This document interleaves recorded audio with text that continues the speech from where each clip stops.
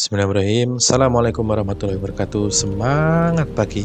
Mudah-mudahan kita semua dalam setiap hari senantiasa dalam kondisi yang damai, baik, tentram, tenang, dan kita bisa membiasakan mensyukuri setiap nikmat yang kita terima, dan juga kita sabar terhadap apa-apa yang memang belum kita terima. Kita doakan. Baik, kali ini kita akan meneruskan kembali. Kita akan membicarakan bagaimana kita memupuk keyakinan diri kita agar setiap langkah kita, setiap doa kita itu akan menemukan jalan terkabulnya.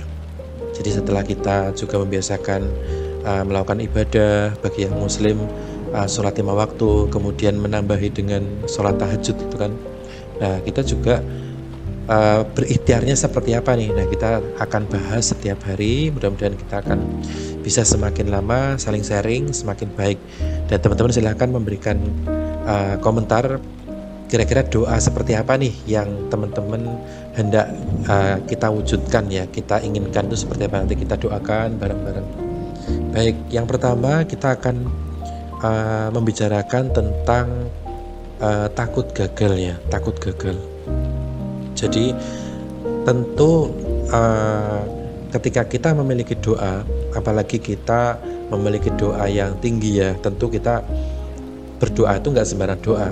Doa satu dengan orang lain itu berbeda. Bahkan kalau ada 2 orang anak kembar misalnya, doanya itu bisa jadi berbeda. Kakak adik masing-masing doanya berbeda. Jadi tidak ada orang yang doanya sama, itu tidak ada. Karena setiap kita tuh memiliki karakter, keinginan yang sangat-sangat unik ya, sehingga doanya itu berbeda-beda. Bahkan doa kita hari ini dan bulan depan dan tahun depan itu boleh jadi berbeda, tapi mungkin juga sama. Jadi ya ada mungkin doa yang saking besarnya itu kita sampai bertahun-tahun ya belum terkabul, nggak apa-apa. Yang penting kita fokus dengan doa itu, sehingga nanti pada saatnya doa itu akan terkabul. Pasti semua doa baik itu pasti akan terkabul, pasti. Jadi kita nggak boleh ragu ya. Nah, kemudian terkadang yang datang itu adalah takut gagal tadi. Takut gagal itu artinya takut doa kita tidak tercapai, takut doa kita itu tidak terkabul. Nah, kira-kira gimana ya kalau misalnya teman-teman punya doa tapi kita takut doa kita itu nggak tercapai? Nah, maka kita perlu mempertebal lagi keyakinan kita, mempertebal optimis lagi kita bahwa tidak pernah ada doa yang tidak terkabul, tidak pernah ada impian, harapan yang tidak terkabul, tidak pernah ada. Karena apa? Karena kemustahilan itu tidak pernah ada, teman-teman. Jadi kemustahilan itu tidak pernah ada. Oleh karena itu kita perlu mempertebal betul ya keyakinan itu bahwa kemustahilan itu tidak pernah ada. Nah, tapi ada tapinya nih, dalam arti bukan menegasikan ya, tapi takutlah karena tidak mau mencoba, takutlah karena tidak berani mencoba, takutlah karena tidak pernah mencoba.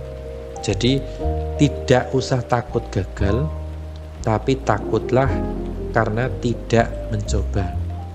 Justru kalau misalkan kita punya harapan, punya doa, itu kan doa itu langsung tuh udah disiapin tuh di atas sana, tuh sudah disiapin untuk kita.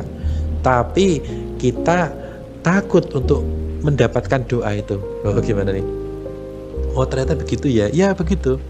Ketika kita, ya Tuhan, ya Allah, saya ingin income 100 juta per bulan. Setiap tanggal 1 setiap bulan saya ingin dapat 100 juta. Nah, kemudian wah, tapi saya takut deh untuk dapat 100 juta. Nah, gitu. Jadi kita harus, oh ternyata gitu ya. Iya. Jadi ketika kita punya harapan, punya doa, maka otomatis kita itu akan memperbesar fokus kita, memperbesar keinginan kita. Saya akan melakukan apa? Nanti saya akan juga membeberkan di materi yang lain bagaimana ini memang betul-betul akan bekerja ya. Setiap doa itu akan bekerja. Nah, makanya yang kemarin saya bahas ya tentang malaikat Mikail, saya akan sedikit membahas bagaimana ini konsepnya rezeki, uang ya, rezeki ya, terutama yang kaitan sama uang itu memang seperti apa. Jadi begini teman-teman, ini yang juga saya dapatkan dari guru-guru kami. Jadi malaikat Mikail ini ketika membagi rezeki berupa uang ya, uang tunai. Karena ini kan teman-teman banyak bahas tentang uang di kolom komentar. Nah, ketika malaikat Mikail itu membagi rezekinya tiap bulan ke semua penduduk di muka bumi ini, itu jumlahnya beda-beda. Ada yang dapatnya 10.000, ada yang dapatnya 100.000, ada yang dapatnya 1 juta, ada yang dapatnya UMR, ada yang dapatnya 10 juta, ada yang dapatnya 100 juta, bahkan ada yang dapatnya miliaran tiap bulan. Beda-beda. Nah, kemudian kenapa kok beda-beda? Kenapa kok nggak malaikat memberikan rezeki uangnya itu kok sama atau mendekati sama lah? Ini rasio gininya, kan gitu. Rasio gininya ini terlalu jomplang ini antara yang si kaya dan si miskin. Kan kita sering bilang begitu kan. Ini salah pemerintah.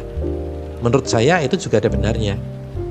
Tapi kita sendiri perlu memahami ilmunya bagaimana ini bisa terjadi dan bagaimana ini kalau boleh berharap ke depan ini kalau bisa ya jangan terlalu timpang seperti ini. Kalau bisa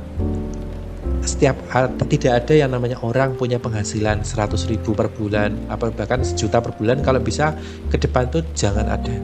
Nah, caranya gimana? Nah, ini teman-teman sekalian kita perlu mencatat ya. Jadi malaikat Mikail itu membagi rezekinya tiap bulan itu berdasarkan kemampuan kapasitas kita dalam mengelola uang itu sendiri. Oh, gimana? Masuk akal nggak? Masuk akal. Jadi tentu orang yang memiliki pendapatan 100.000 tiap bulan itu kapasitasnya beda dengan orang yang dititipi harta 1 miliar tiap bulan.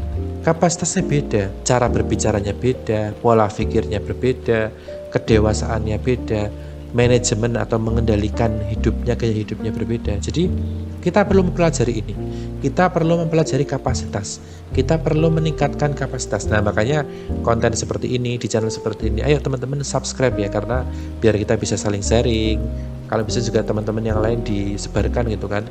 Ayo kita sama-sama belajar. Teman-teman juga bisa sampaikan di kolom komentar keinginan doa seperti apa. Bahkan materi selanjutnya apa yang hendak kita bahas silahkan di-sharing.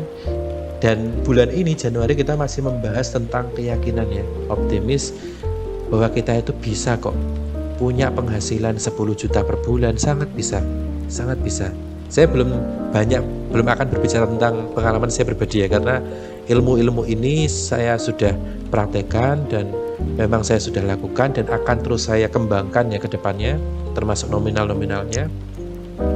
Dan kita tidak perlu ya menyalahkan malaikat Mikail, tidak perlu menyalahkan apalagi menyalahkan Allah, tidak perlu, jangan. Jadi kita perlu mempelajari konsepnya sehingga kita itu dimampukan oleh Allah memiliki kapasitas untuk mengelola uang 10 juta per bulan atau bahkan 100 juta per bulan, bahkan 1 miliar per bulan. Ayo kita tingkatkan ya kapasitas kita, karena kita sangat unik, pribadi yang sangat unik. Jadi nanti kita titik di mana kita memiliki kapasitasnya itu akan mungkin agak berbeda dengan orang lain, tapi secara umum sama. Orang-orang yang positif lah yang memiliki, yang akan disampaikan dititipi income sampai sebesar tadi itu, sampai sebesar 10 juta, 100 juta, 1 miliar bahkan tiap bulannya, itu hanya orang-orang yang memiliki kapasitas positif.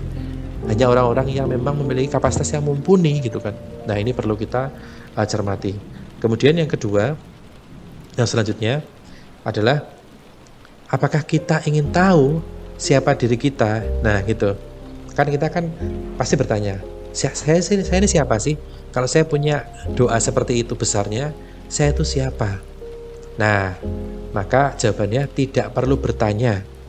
Nggak perlu bertanya, tapi bertindak saja, melakukan hal saja, maka tindakan-tindakan itulah yang menggambarkan dan mendefinisikan siapa diri kita. Jadi pilihan-pilihan tindakan kita, pilihan-pilihan apa yang kita lakukan itulah yang menggambarkan, yang menceritakan, yang mendefinisikan siapa diri kita. Wah, jadi sudah lebih jelas lagi ya bahwa memang kita tuh sangat unik. Walaupun tujuan kita relatif misalnya sama, 100 juta tiap bulan, 10 juta tiap bulan, mungkin ya secara finansial tujuannya sama, relatif sama, tapi cara untuk mencapainya setiap orang tuh unik. Pasti bisa. kalau kita bisa berdoa, artinya kita bisa mencapainya.